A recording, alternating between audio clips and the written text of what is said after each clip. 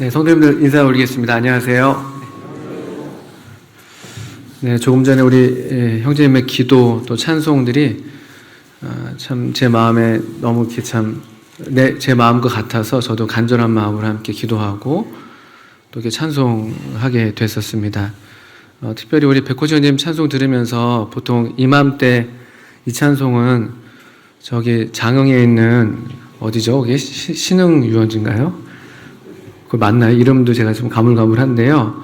거기에서 지금 이제 한창 울려 퍼져야 될 그런 노래인데, 이런 생각이 좀 들었습니다. 정말, 참, 만물이 그 하나님을 찬송하는 그런 계절, 실록으로 더 이렇게 푸르러지는 그런, 날들을 매일매일 이렇게 새롭게 우리가 목격하면서 참 주님을 노래하게 됩니다.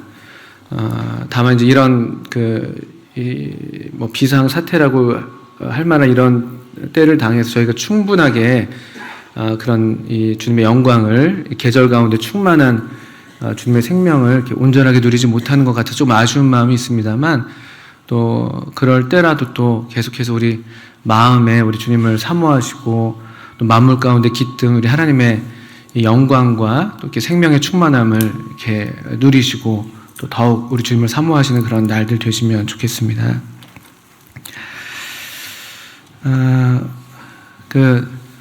그 말씀 앞에서 항상 이렇게 좀 두려운 마음으로 또 이렇게 서게 됩니다. 또 우리 성도님들 특별하게 아까 기도해 주신 대로 우리가 정말 하나님의 말씀이 필요한 사람들이고, 하나님 말씀이 아니면 저희들이 참 영혼이 줄이고 또 공허하고 텅 빈 그런 삶을 사는 이제 사람들인데, 참 이때 정말 우리 영혼의 양식이 되고 우리가 참 합당한 그런 말씀을 주님께서 주시기를 간절히 바라는 마음으로 저도 그 앞에 서게 됩니다.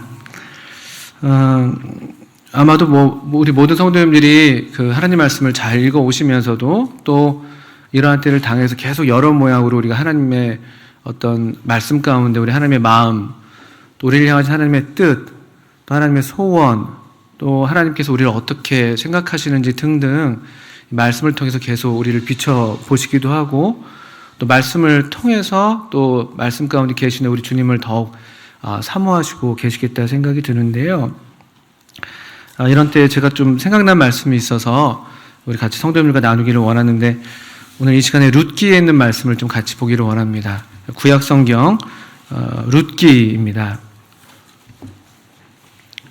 룻기 1장에서 좀 몇 구절을 보기를 원하고요.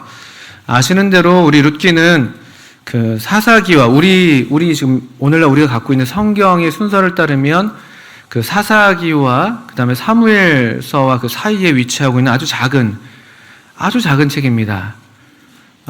그리고 이 다루는 이야기 자체도 뭐랄까요, 아주 작은 이야기라고 말할 수가 있는 그런 이야기이죠. 뭐 사사기가 그런 이스라엘 민족의 뉴스에 실릴 만한 그런 좀 이렇게 안 좋은 쪽으로 좀 끔찍한 이야기들이 쭉 나오고 있었다면은, 또는 반면에 사무엘서 같은 경우는 소위 이스라엘 왕국의 탄생과 왕의 이야기만큼 그 스케일이 굉장히 크잖아요. 이 사이사이에 낀 그 이야기들이 큰데, 룻기는 분량 자체도 사실 4장밖에 되지 않고 또 이야기 자체도 굉장히 그 소소한 이야기입니다. 아시는 대로 잘 알려진 이야기죠. 그냥 한 시골 마을에 우리 옛날 이야기 같은 것이죠. 한 남자와 한 여자가 이렇게 사랑하고 또 그래서 이렇게 행복하게 사는 것 같은 이제 그런 이야기, 동화 같은 그런 이야기입니다. 그런데 이 말씀이 좀 이렇게 생각이 나는 이유는 이 말씀의 아까 위치가 특히 그래서 그런 것인데요. 또 이 말씀이 배경으로 하고 있는 그 시대가 오늘날 지금 살고 있는 우리가 살아내고 있는 이 시대와 참 많이 닮지 않았나 이런 생각을 좀 하게 되고요. 그럼에도 그런 우리와 같은 시대에 또 우리보다 더 험악한 그런 시대라고 할 만한 그런 날들 가운데 또 그럼에도 어떻게 이렇게 사랑의 이야기들은 꼽힐 수가 있는가? 또 어떻게 이렇게 험악한 시대 가운데 어떻게 하나님은 또 하나님의 일을 아름답게 해내시는가? 이런 것들을 좀 생각하게 되는 것이죠. 또 사실 우리 교회 청년회에서도 올해 이제 지난주에 정식으로 2020학년도가 모이기 시작했거든요. 2020학년도로요. 그래서 또 우리 청년회 안에서도 이번 학기에는 룻기를 함께 또 배우기로 했는데 이 말씀을 계속 읽고 또 준비하면서 참 제 마음에 오늘 우리에게 필요한 말씀이지 않나 이런 생각이 들게 되는 것인데요. 룻기 1장 1절을 보시면 이 룻기가 배경으로 하고 있는 그 시대에 대한 묘사가 아주 간략하게 나옵니다. 1장 1절을 한번 읽어보겠습니다. 1절부터 한 5절까지를 먼저 한번 쭉 읽어보겠습니다. 사사들이 치리하던 때 그 땅에 흉년이 드니라. 유다 베들레헴의 한 사람이 그의 아내와 두 아들을 데리고 모압 지방에 가서 거류하였는데 그 사람의 이름은 엘리멜렉이요 그의 아내의 이름은 나오미요 그의 두 아들의 이름은 말론과 기련이니 유다 베들레헴 에브라 사람들이더라. 그들이 모압 지방에 들어가서 거기 살더니 나오미의 남편 엘리멜렉이 죽고 나오미와 그의 두 아들이 남았으며 그들은 모압 여자 중에서 그들의 아내를 맞이하였는데 하나 이름은 오르바요 하나 이름은 룻이더라. 그들이 거기에 거주한 지 10년쯤에 말론과 기련 두 사람이 다 죽고 그 여인은 두 아들과 남편의 뒤에 남았더라. 짧게 서론적인 어떤 배경을 설명하면서 또 인물들도 소개가 되고 있습니다. 사사들이 치리하던 때라고 이 배경이 먼저 간략하게 제시가 되고 있죠. 아시는데도 사사들이 치리하던 때 우리 바로 그 앞에 이 사사기가 위치하고 있지 않습니까? 그리고 우리가 보통 믿기로는 전해지는 이야기로 이 사사기나 룻기나 사무엘서나 아마도 이게 사무엘이 다 기록하지 않았겠냐 보통 그렇게 분별을 하는데요. 그러니까 사무엘이 이 룻기를 기록했다고 했을 때 사사기와 룻기를 기록했다고 했을 때 이 배경은 사실은 상당한 대조가 되는 것이죠. 사사들이 치리하던 때 어떤 때입니까? 바로 그 룻기 바로 앞에 맨 끝 구절이죠. 사사기 21장 23절이던가요? 거기에 이 사사시대의 특징을 그냥 한 문장으로 우리에게 제시해주고 있는 그런 말씀이 있습니다. 21장 25절이군요. 그때 이스라엘에 왕이 없으므로 사람이 각기 자기 소견에 옳은 대로 행하였더라. 이게 사사시대의 특징입니다. 이 사사시대를 마무리하면서 사실 이 말씀은 4차례인가 반복이 되죠. 17장부터 해서 그러니까 왕이 없던 시대입니다. 물리적으로 물론 왕이 없기도 했었습니다만 아마 영적인 면에서 또 그들의 삶 가운데에서 사실 그들이 그 당시 왕정 국가가 아니었지만 이미 하나님께서 그들 가운데 왕으로 그들 가운데 목자로 인도자로 그들을 인도하시고 좌정하시고 통치하시던 그런 하나님의 백성들인 것은 분명했던 것이죠. 출애굽을 하면서부터 그들은 하나님의 택하신 백성으로 특별한 사랑으로 선택하신 그런 하나님의 특별한 족속입니다. 그런데 그런 이스라엘 백성들을 가리켜서 그런데 그때는 이스라엘에 왕이 없었다. 이런 시대입니다. 또 사사기를 시작하는 사사기 2장에도 이 시대에 대한 말씀이 하나 나오죠. 사사기 2장 10절이던가요? 거기에도 우리가 잘 알고 있는 말씀이 있는데요. 이 사사 시대라는 것이죠. 사사들이 치리하던 때 2장 10절부터 한번 읽어볼까요?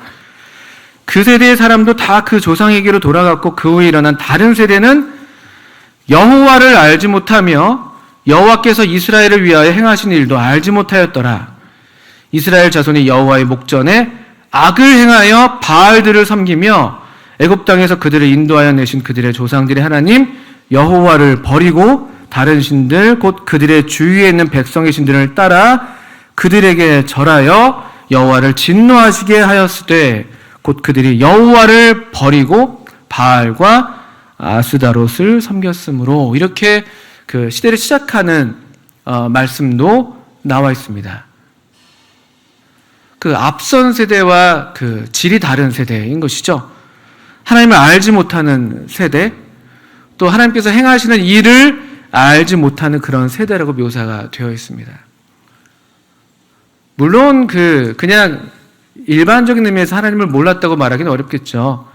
오랫동안 그들에게 전해져 오는 하나님의 이야기들이 있었을 것이고 또 그들의 구원의 이야기들은 뭐 노래로서 또 입에서 입으로 계속 불리고 전해졌을 테니까요. 그런데 여기 2장 10절의 말씀은 그냥 단순히 어떤 그냥 그런 스토리를 알고 있다 그런 차원이 아니라 이 앞선 세대 하나님의 이 살아서 역사하신 하나님을 경험했던 그 세대와는 다르게 이들은 하나님에 대한 정보는 많이 알고 있는데 하나님에 대해서는 많이 알고 있는데 사실은 하나님을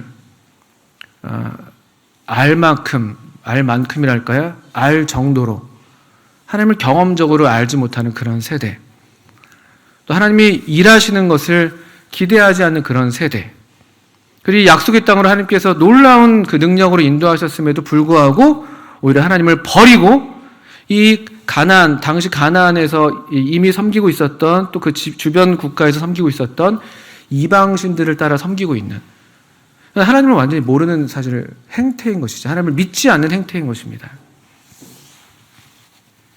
이게 오늘날 우리 시대랑 크게 다르지 않지 않나. 하나님을 안다고는 하는데 우리도 또 저도 2장 11절에 나오는 것처럼 여호와의 목전에 악을 행하여 바알들을 섬기고 주위에 있는 다른 신들, 다른 백성의 신들을 따르고 13절에 여호와를 버리고 바알과 아스타롯을 섬기는. 바알은 특별히 여기서 우리 잘 알려진 신 바알이 있지 않습니까? 바알은 어떤 신입니까? 풍요의 신이죠. 풍요의 신. 당시 가나안 사람들이 주로 즐겨 섬겼던 풍요와 다산의 신. 이런 시대가 오늘날 우리가 살고 있는 시대랑 많이 비슷하지 않습니까? 우리도 하나님을 알고 믿는다고는 하는데 과연 정말 믿는가? 저를 볼 때 또 하나님이 정말 살아계시다고 믿는가? 하나님이 정말 그분을 찾는 자들에게 상 주신다는 그 사실을 믿는가? 그런 분이라고 믿는가? 그래서 하나님이 오늘날에도 일하실 수 있다는 것을 우리가 믿는가? 이런 질문들 앞에서는 굉장히 저 자신이 담대함을 잃게 되는 것 같아요. 그런 저를 봐서도 그렇고 또 나아가서는 그래서 그때는 이스라엘 왕이 없어서 하나님의 어떤 통치, 하나님의 다스리심, 하나님의 어떤 권위에 대해서 그다지 관심하지 않고 그냥 우리 마음에 좋은 대로 하잖아요. 그게 이 시대의 풍조잖아요. 그리고 당시 이스라엘 백성들은 그냥 그 시대를 따라서 그 주변의 백성들의 신들을 따라서 말 그대로 이 세대를 본받지 말라고 하셨는데 그냥 본받는 그냥 그런 수준으로 전락했는 그런 때였습니다. 이게 사사들이 치리하던 때의 특징입니다. 설상가상이죠. 근데 그런 중에 그 땅에 우리 룻기 1장을 다시 돌아와 보시면 그 땅에 흉년이 드는 것입니다. 흉년이 유다 베들레헴인데 이 베들레헴이 그 아시는 대로 이제 빵집이란 뜻이 있습니다. 떡집. 떡집이면 보통 그 명절 때 여러분 떡집 가시면 엄청 바쁘게 막 떡들이 막 줄줄이 나오고 막 해야 되잖아요. 사람들을 배불리 먹여야 되고. 그런데 그 떡집이라고 일컬어지는 그 동네인데 거기에 이 흉년이 들었습니다. 양식이 없는 것이죠. 떡이 없습니다. 떡집이라고 알려져 있는데 이건 역시 오늘날 우리들의 모습과 크게 다르지 않지 않나?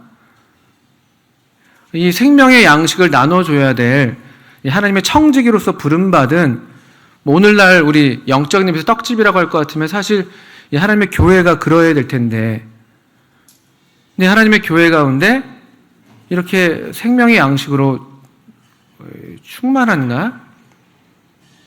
어쩌면 우리도 이런 기근을 겪고 있는 건 아닌가? 하나님의 말씀이 없어서 임하게 되는, 겪게 되는 그런 기근들. 그러니까 교회들은 많은데 또 하나님을 많이 안다고 하는데 하나님에 대한 온갖 그 무수한 것들이 그냥 매체들로부터 막 쏟아져 나오는데 정말 참된 하나님을 아는, 정말 하나님을 신뢰하는, 자기 하나님을 아는 백성들이 있는가? 또 그렇게 이 생명의 양식의 통로가 되어서 그 양식으로 사람들을 배부르게 하는 그런 주님의 몸된 교회들이 얼마나 있는가? 또 우리 교회는 어떠한가? 저 자신은 어떠한가? 이런 것들을 생각하게 되는 것이죠. 그 한마디로 그 시대는 이제 시련의 시대였습니다. 환난의 때, 곤고한 날들이라고 부를 만한 그런 시절인 것이죠. 보통 그런 때에는 우리가 성경에서는 되돌아봐야 되고 생각해야 되는 것이죠. 게다가 이 흉년, 기근은 하나님의 특별한 섭리의 손길이라고 이미 여러 차례 성경에서 말씀하고 계셨습니다. 레위기나 신명기에서 그렇고요. 그래서 보통 이런 일들을 당하면 우리가 바짝 엎드려서 하나님이 지금 우리에게 무슨 말씀을 하시는 것이지? 어떤 그 부분에서 책망하시는 것이지? 이런 마음으로 우리가 이제 그렇게 반응하는 것이 옳은데, 근데 여기 이제 이 엘리멜렉 가정의 반응이 사실은 실패한 반응인 것이죠. 그리고 어쩌면 또 이것이 오늘날 우리들의 일반적인 모습일 수 있습니다. 우리 보통 어려움을 당할 때, 시련을 당할 때, 어떤 그 환난의 때를 지날 때 보통 하기 쉬운 선택인 것이죠. 무엇인가요? 이들이 어떻게 했습니까? 흉년이 드니까 아주 간단합니다. 1장 1절에 보니까 모압 지방으로 갑니다. 그러니까 흉년을 피하는 것이죠. 그리고 뭔가 우리를 배불리게 할 수 있을 것 같아 보이는, 아마 그때 이 모압 지방에는 그래도 뭐가 있었나 보죠. 흉년은 이만큼 심하게 들지 않았는지 모르겠어요. 그래서 그리로 갑니다. 근데 사실은 이 모압 지방이 이게 가서는 안 될 땅이잖아요. 모압 지방은 그 아시는 대로 룻이 아니라 롯의 소생이죠. 롯의 딸들을 통해서 난. 그래서 결국은 이 하나님의 백성들과 원수가 되었던, 그래서 대대로 신명기 23장 3절인가요? 대대로 여호와의 총에 들지 못할 백성으로 그 특정되었던 백성이 모압과 암몬 백성, 그 롯의 두 딸들을 통해서 난 그 아들들의 후예죠. 그 이스라엘을 출애굽할 때 실제로 이스라엘로 범죄하게 했던 그 민족이 바로 모압 민족이었습니다. 그 모압 왕 발락이 거짓 선지자 발람을 데려다가 저주하게 했지만 실패했죠. 하나님께서 주권적으로 섭리하셔서 저주를 축복으로 바꾸셨는데, 그때 그 다음에 모압이 성공적으로 이스라엘 백성을 유혹했던 그 방법이 여인들과 행음하게 했었죠. 이제 아주 그런 가서는 안 될, 함께해서는 안 될 그런 땅인데도 불구하고 이들이 그냥 이 엘리멜렉과 그 가정이 그냥 너무나 편안하게 그리로 건너갑니다. 충분한 이유가 있었겠죠. 충분한 이유라고 말할 수 있었겠죠. 아주 단순한 이유입니다. 먹고 살아야 되니까. 지금 흉년의 때니까. 전형적인 사사시대의 특징을 이들 가정도 보이고 있는 것이죠. 그냥 자기 소견이 옳은 대로 하는 것이에요. 하나님께 여쭙지도 않고 하나님의 뜻에 순종하려는 태도도 안 보이고, 그리고 이런 능하신 하나님에 대한 어떤 믿음, 신뢰, 기대도 없어요. 흉년이 하나님의 손길이라고 믿는다고 할 것 같으면은 이 하나님께서 그럼 그 다음에는 어떤 일을 하실 것인가, 이 흉년을 통해서 어떤 말씀을 하시고 어떻게 우리를 회복하셔서 그 다음에 어떻게 우리를 인도하실까, 이런 기대들을 갖고 기다려야 할 때인데도 불구하고 전형적인 사사시대의 특징을 이 가정이 그대로 나타내고 있습니다. 하나님을 알지 못하는 거죠. 하나님의 일도 알지 못하고 자기가 왕이 돼서 그냥 그대로 가는 것이죠. 자기가 기준이 되어서. 또 모압 지방의 특징이 어떤 지역적으로요, 그 이스라엘 백성들은 전통적으로 그들의 민족의 어떤 별명으로서 이제 강을 건넌 사람들이라고 불리기도 합니다. 먼저 누구죠? 아브라함, 그들 이스라엘 백성의 조상이죠. 아브라함도 강을 건넌 사람이었죠. 저 갈대아 우르로부터 티그리스 유프라데스 강을 건너왔겠죠, 아마도. 그런 큰 강들을 건너온 사람들. 또 이스라엘 백성들이 이집트에서 나올 때에도 홍해를 건너왔고, 이집트를 뒤로 하고, 또 요단강을 건너왔지 않습니까? 그들은 강을 건너온 사람들이에요. 그런데 이제 모압은 이 요단강을 사이다 두고 이 유다 베들레헴은 요단강 서편, 그 약속의 땅이죠, 거기는요. 강을 기점으로 이렇게 나뉘어져 있었죠. 근데 이 모압은 사실 요단강 동편에 있는 땅입니다. 그러니까 이미 그들은 그 등을 지고 그리로부터 이제 건너온 사람들인데도 불구하고 지금은 이제 너무나 서슴없이 다시 강 건너편으로 돌아가고 있는, 이게 얼마나 영적으로 쇠락해 있는 모습인가 우리가 보게 된 것입니다. 아주 영적으로 쇠락한 모습이에요. 실패죠, 실패. 시련 가운데 아쉽게도 실패한 가정으로서 먼저 이 묘사가 되고 있습니다. 그리고 10년이라는 세월이 거기서 모압 땅에서 지나고 있는데요. 갈수록 태산인 게 그냥 거기서 끝나는 게 아니라 갔더니만 살려고 갔는데 어떻게 됩니까? 엘리멜렉 가정이 살려고 갔는데 살기는커녕 줄줄이 줄초상을 치르게 되죠. 그 가장이었던 엘리멜렉이 먼저 세상을 떠납니다. 아들 둘이 남았는데 어쨌든 이 나오미로서는 아들 둘을 의지해서 살아가야 되는데 그게 똑같습니다. 중동 문화가 우리 문화랑 비슷한데 남편을 의지하고 아들들을 의지해서 살아가는 전통적인 이런 가부장적인 사회잖아요. 근데 가장인 엘리멜렉이 먼저 세상을 떠나고 말론과 기련이 남았는데 그들을 의지해서 나오미가 살아가야 되는데 그래서 어떻든 그 타지에서 살기 위해서 그 지역 딸들을 며느리로 두게 되는 것이죠. 그 후손들을 이어가야 되니까. 그래서 그것도 역시 허락되지 않은 그런 일이었는데도 불구하고 살아야 한다는 그 이유 때문에 하나님의 말씀이 지금 전혀 고려되지 않고 있는 그런 모습들이 계속 반복됩니다. 그런데 이 불행히도 어쩌면 하나님을 떠난 모든 사람들의 어떤 이런 모습이라고 할 수 있을까요? 그들이 겉으로는 뭐 어떻게 보일지 몰라도 실제로 그들 삶이 산 것처럼 보이지만 더 부유해 보이는 것처럼 보이지만 더 많이 가진 것처럼 보이지만 어쩌면 다 잃어버린 삶일 수도 있는 것이죠. 말론과 기련도 죽고 맙니다. 말론과 기련도. 이 나오미를 생각하면 참 마음이 가련해지는 것이죠. 어떻게 그 삶을 살아야 하는지. 살려고 갔던 땅에서 도리어 이 줄초상을 두 눈으로 목격하면서 남편이 그래도 먼저 가시는 건 그렇다 손 쳐도 이게 참 우리가 참 견디기 어려운 일들을 좀 겪은 것 아닙니까? 게다가 후손도 없고요. 자녀 그 손자도 보지 못하고 남은 건 이 나오미와 그 다음에 그 두 며느리 오르바 룻.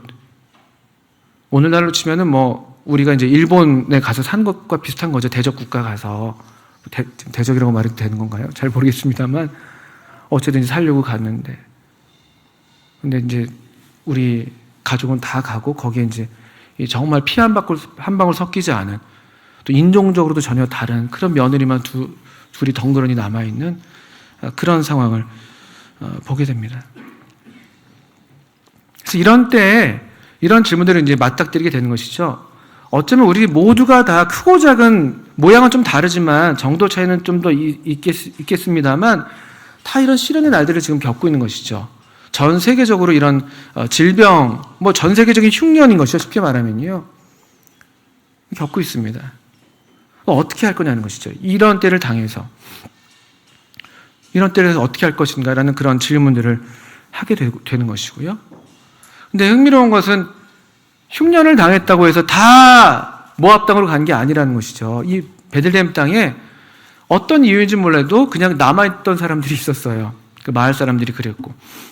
그리고 우리가 아시는 데 뒤에 등장하는 또 다른 주인공 보아스가 그렇고요. 보아스가. 그 땅을 떠나지 않고 그냥 거기에 남아있는 사람들도 있었습니다. 또 그 보아스가 특별히 그런 인물인데요. 사사들이 치리하던 때라 할지라도 전혀 그 시대와 다른 종류의 삶을 사람들이 엄연히 있었다는 것이에요. 우리가 시대만 탓하고 그냥 시대가 이러니까 어쩔 수 없어라고 말하는 것은 사실 성경에서 그래서 뭐랄까요? 근거가 없습니다.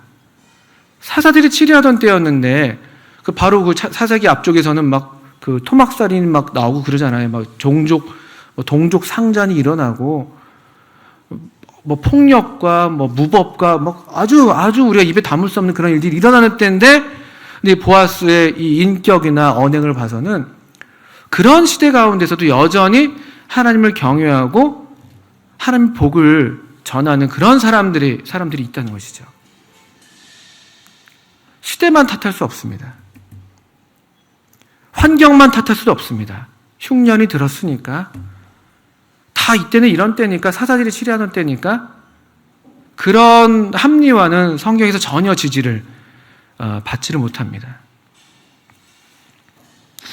6절 이후로 보시게 되면 이제 서서히 이런 비극적인 이야기를 뒤로 하고 이제 새로운 이야기가 시작되는 것을 우리가 보게 되는데요.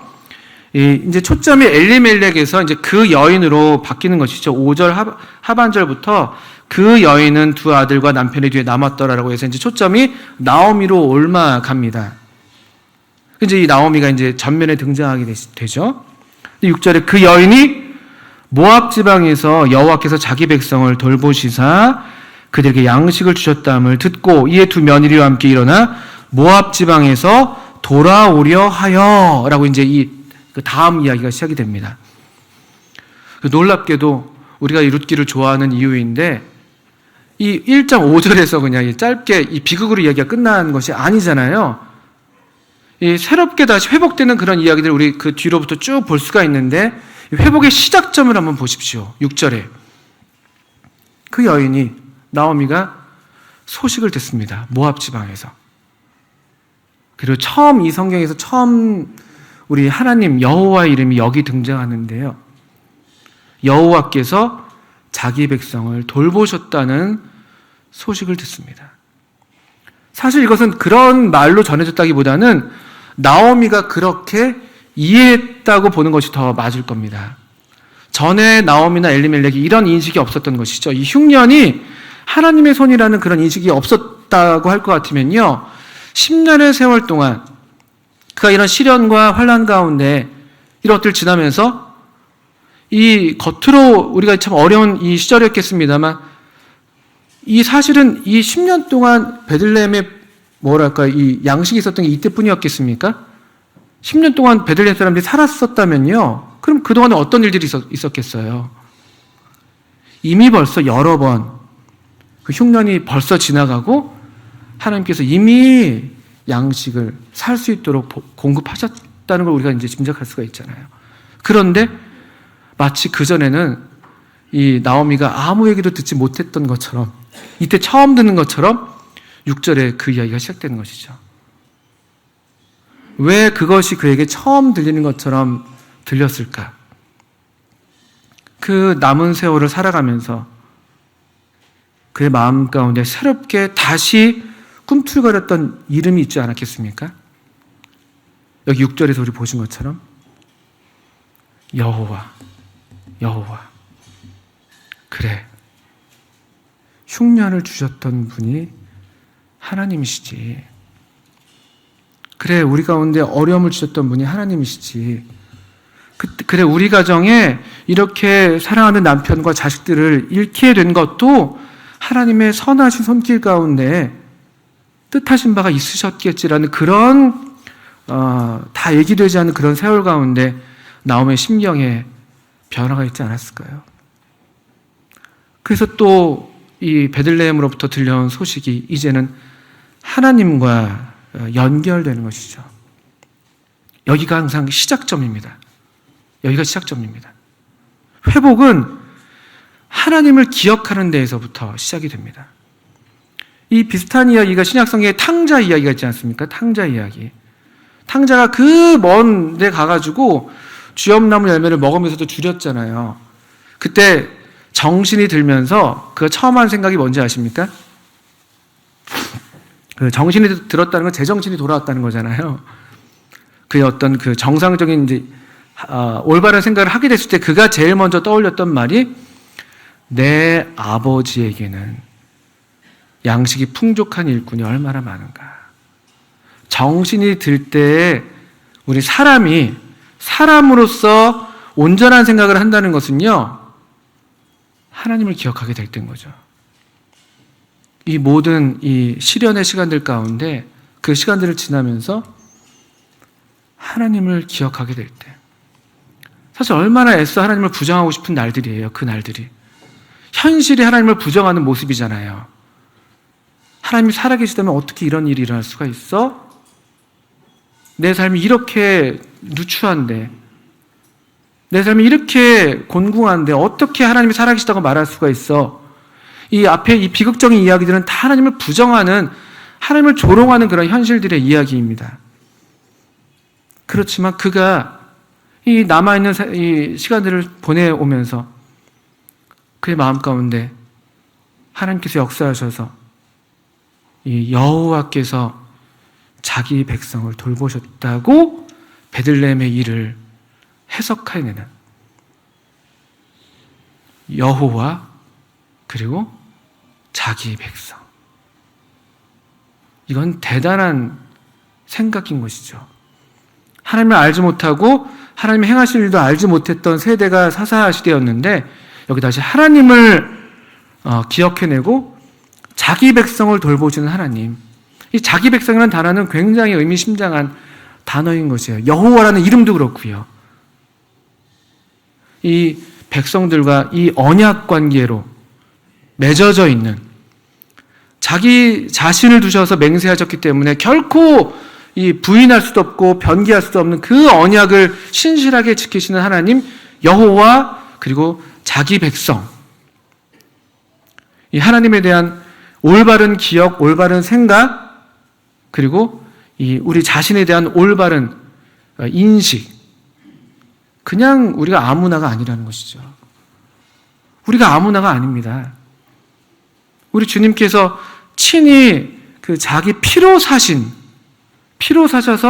하나님께 드리신 너희는 택하신 족속이요 왕 같은 제사장이고 거룩한 나라고 하나님의 소유된 백성이고 우리 아까 신명기 7장에서도 우리를 사랑하셨고 우리를 택하셨고 우리의 어떠함 때문이 아니라 하나님의 어떠함 때문에 우리를 사랑하시는 사랑받는 백성이라는 것이죠.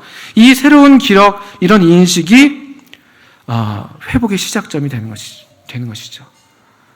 그러면 우리가 다음을 기대할 수가 있습니다. 만약에 나오미가 1장 5절에서 그대로 주저앉아서 모든 것을 부정하고 망각하고 잊어버리고 끝까지 등졌더라면은 그 뒷이야기는 이어질 수가 없습니다.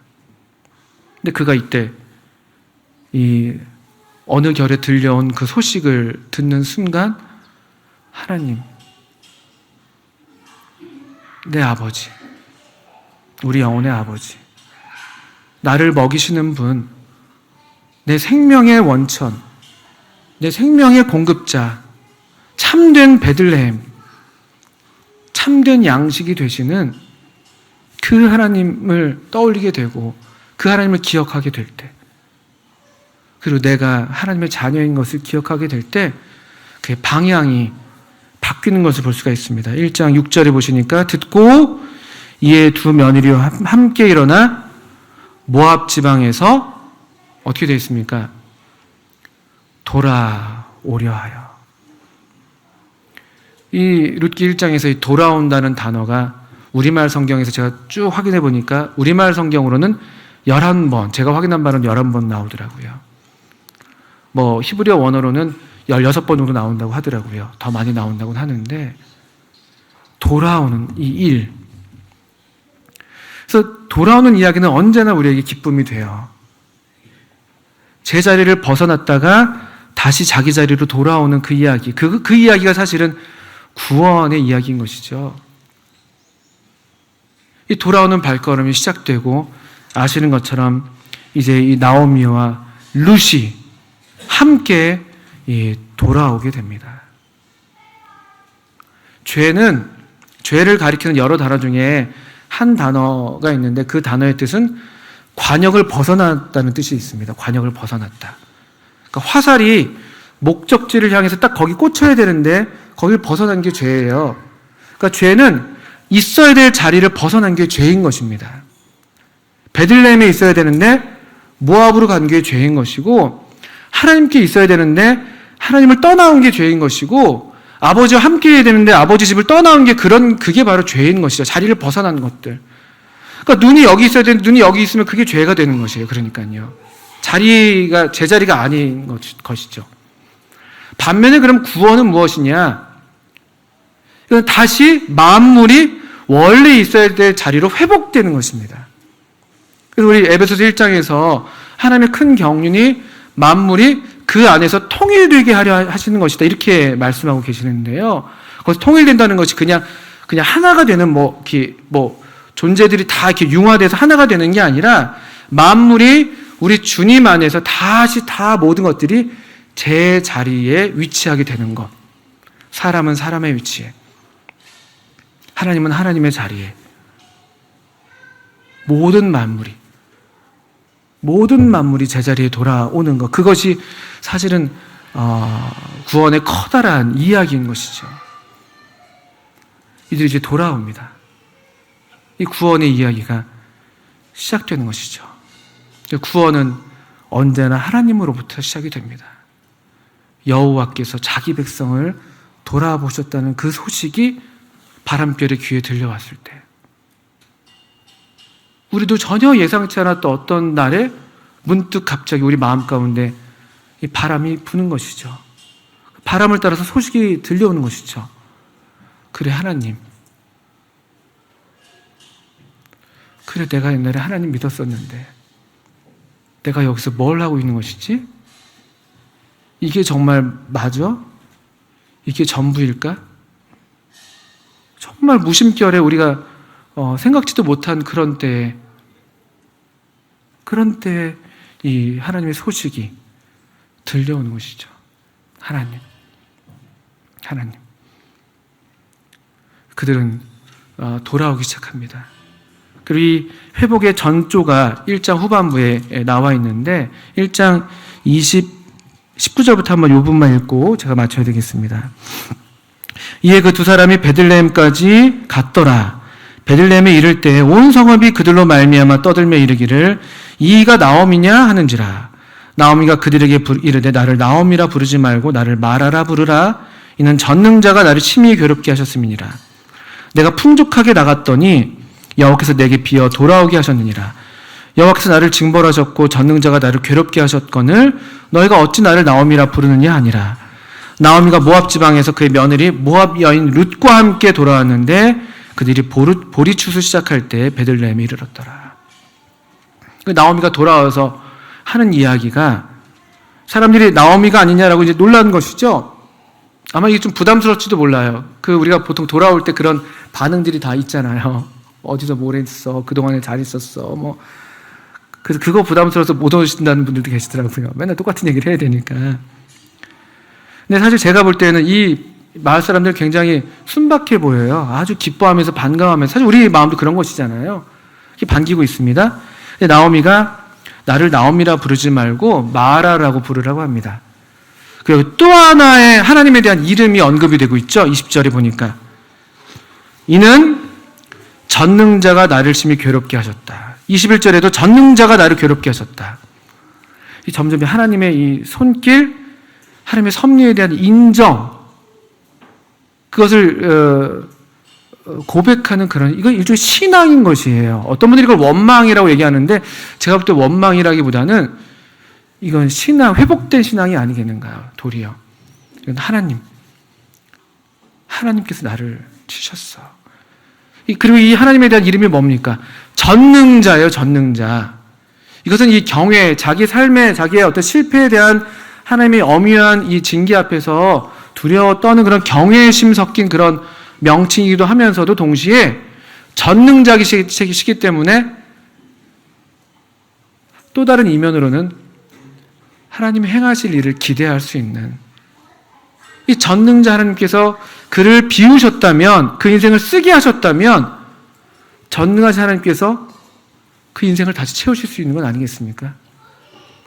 내게 비워 돌아오게 하셨다. 나를 징벌하셨다. 나를 괴롭게 하셨다. 전능자가 이 양면의 이야기가 다 있는 것이죠. 이건 전적인 하나님에 대한 신뢰인 것입니다. 그분을 경외하면서도 또 그분을 기대할 수 있는 그런 호칭이 있는 것이죠. 우리 하나님이 전능하신 하나님이십니다. 우리를 비우셨다면 우리를 다시 채우실 수 있는 분, 우리로 쓰게 하셨다면 우리 인생을 다시 달게 하실 수 있는 분, 우리가 죽음 가운데 있었다면 이 죽음 가운데서 다시 단 것을 내실 수가 있는 그런 전능하신 하나님. 22절엔 이 나오미에게 또 다른 이 회복의 전조, 가능성, 그 뒷이야기로 우리로 기대하게 하는 그런 이야기가 있습니다. 나오미가 룻과 함께 있습니다. 룻과 함께 돌아왔습니다. 모압 여인 룻과 함께. 그리고 그때는 보리 추수를 시작할 때인 것이죠. 이 은혜의, 이 풍성한 은혜의 부스럭이라도, 그 이삭이라도 주울 수 있다면 그게 얼마나 우리를 만족하게 하는지. 우리 수로보딩의 여인이 그랬던 것처럼 상에서 떨어지는 부스럭이라도 주신다면 괜찮습니다. 이 새로운 이 희망 또 회복을 우리에게 기대하게 하는 그런 일장의 결말이 아닐 수가 없습니다. 그리고 이제 초점이 옮겨가는 룻과 함께, 모압 여인이지만 그 룻과 함께, 이 믿음의 여인 룻과 함께 나오미가 같이 있습니다. 이 사사시대를 지내서 사무엘서로 이어가는 그 어간에 있는 이 작은 책 룻기, 왕이 없던 시대, 이스라엘의 왕이 없었던 그 시대에서 다윗 왕으로 예표되는 참된 왕이 오게 되는 그 어간에 위치한 이 룻기, 이게 참 의미심장한 것 같아요. 오늘날 우리 시대도 이런 사사시대 같은 때라고 할 것 같으면 여기 하나님을 전적으로 신뢰하는 우리가 무엇인가요? 우리 사실 아무것도 아니잖아요. 이 베들레헴 이 촌구석 사람들처럼 우리 무명한 사람들이지만, 그렇지만 이 여호와께서 돌보시는 하나님의 백성들,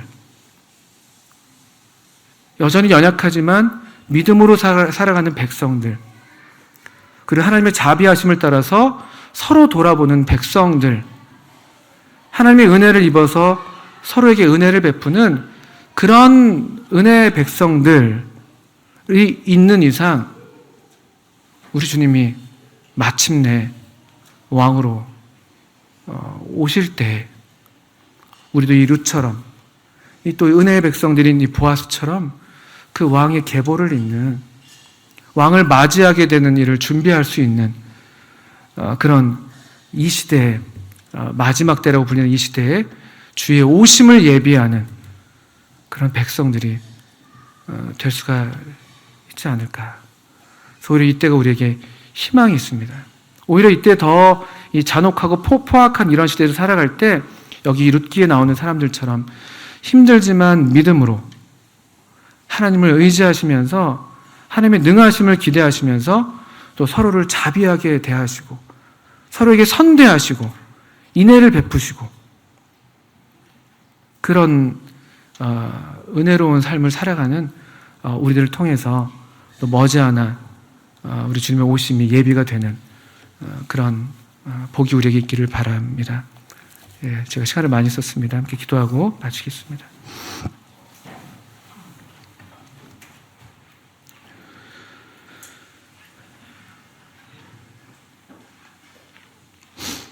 하나님 아버지, 참 우리 모두가 참 어려운 시절을 지나가고 있습니다.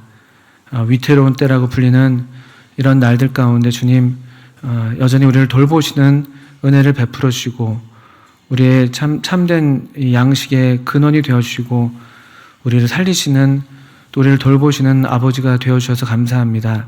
하나님 아버지, 계속 주께서 참 특별하게 사랑하시고 언약으로 맺으신 이 주의 백성들을, 주의 자녀들을 주께서 친히 돌봐주시고 계속 아버지의 집으로 또 우리 왕의 식탁으로 불러주셔서 우리로 풍족하고 또 12광주리가 남는 그런 참 풍성한 삶을 살아갈 수 있도록 은혜를 베풀어 주시기를 기도합니다.